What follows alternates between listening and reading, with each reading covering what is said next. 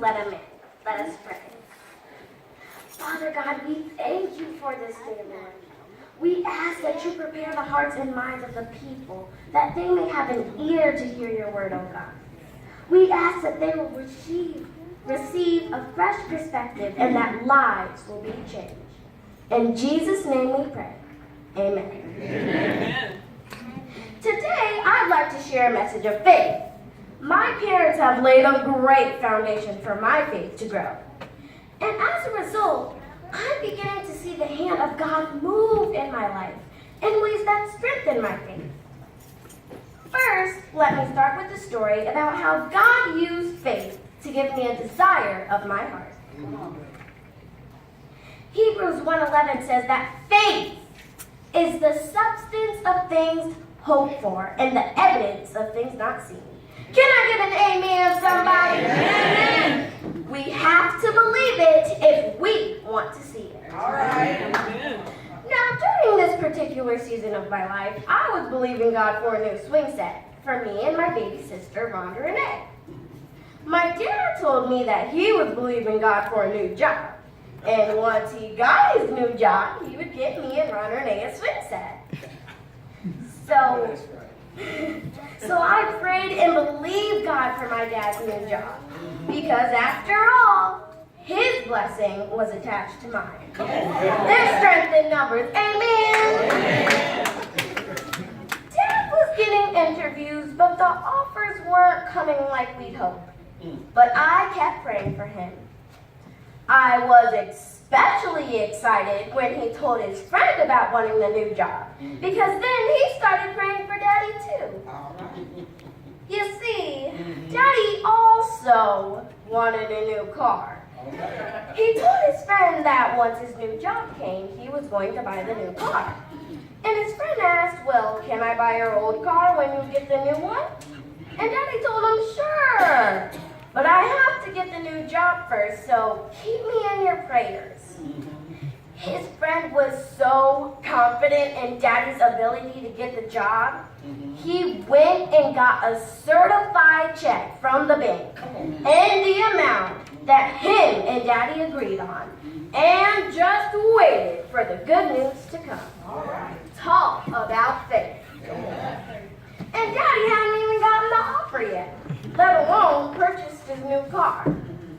But his friend was praying and believing God for Daddy's blessing, because again, it was now tied to his.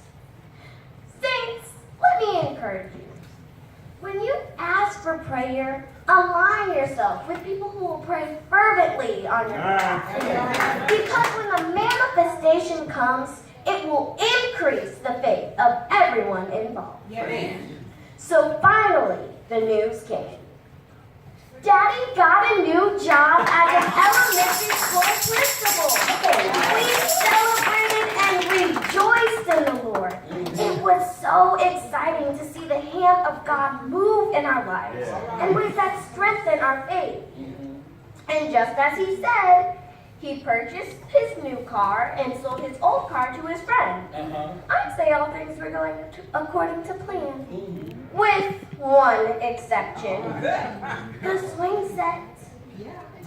You see, Daddy hadn't gotten the salary he expected. So to purchase the car and the swing set at the same time was a little much for the family budget.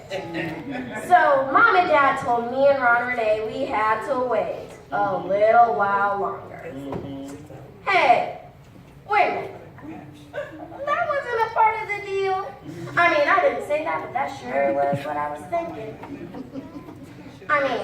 But I just continued to pray about it, because God's ways are not our ways. He is not limited by my parents' budget. Amen?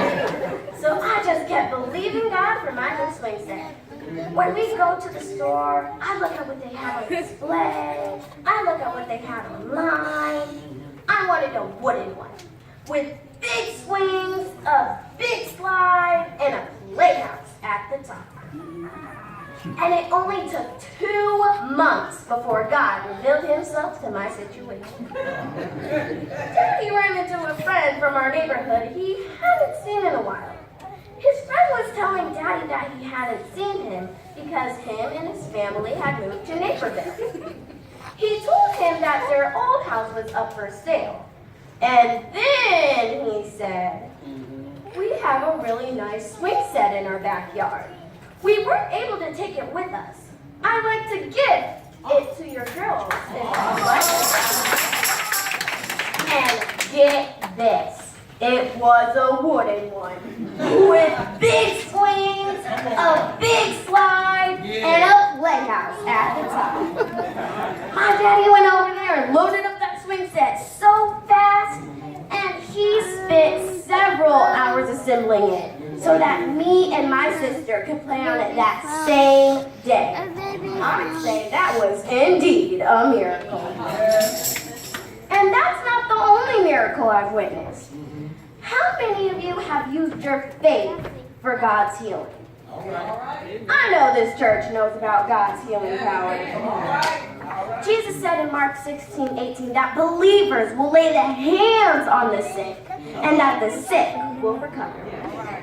Now, in November of 2015, my dad had a major abdominal surgery. And once he was released from the hospital, he started having complications. And my mom was getting really worried because Daddy wasn't doing well. He was in so much pain. He wasn't able to walk, he wasn't eating, and he wasn't handling his medication very well. And I've been speaking at churches since I was 4, and we were scheduled to speak at Robert's Temple that Sunday. But Mommy said because of Daddy's, condition, we were going to have to cancel. Now, Daddy knew he was in bad shape, so he agreed. But in my 6 years of speaking, I never had to cancel. All right. But Mommy had to call Dr. Frierson of Robert's Temple to break the news. And she's here today. And she took authority. She asked Mommy to put Daddy on the phone, and then she began to pray for him. Come on now. By morning, Daddy told Mommy to call Robert's Temple and tell them to be expecting us after all. Now, Daddy was moving slow and still in a lot of pain, but he made it into the church. And once he got in there, they laid their hands on him. And shortly after, he made a fool. Praise God for the true men and women of Christ. Yes. Don't ever doubt, God is a healer. John 14:12 says, "Verily, verily, I say unto you, he that believeth on me, the works that I do shall he do also. Because greater works than these shall he do. Because I go unto my Father." The storm will come. And we need faith to weather the storm.